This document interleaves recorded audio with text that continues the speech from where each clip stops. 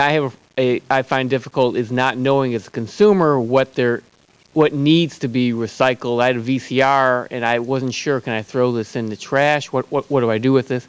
So the information to begin with, and what is it? Very quickly, Mr. Williams, why does Sony take this step? Why is Sony doing as much as you are doing? It's the right thing to do, in number one. Number two, because it makes sense. You're being the responsible producer. You hope that people have brand loyalty and that you take responsibility for your product.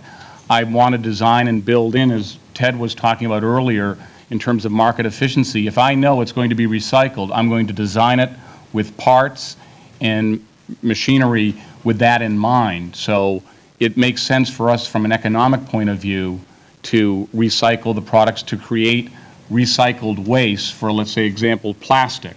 So I have enough of supply of post-consumer recycled plastic that I can use in my new models. And so we have to create the supply of the recycled material in order to put it into our new products. The way we do that is to get our consumers who have the Sony products to bring them to us and to recycle that. So it's in our interest, it's in the environment's interest to do what we're doing today, and also to educate the American public that going green is good for business, it's good for the environment. It's a win-win situation, but it's going to take some work and effort on the part of Congress through initiative, legislation, and on the part of industry to educate the American consumer why it's in everyone's interest to recycle responsibly and properly. I commend Sony on that, but I agree that there's more that we're going to have to do to make sure this is done across the board. Thank you.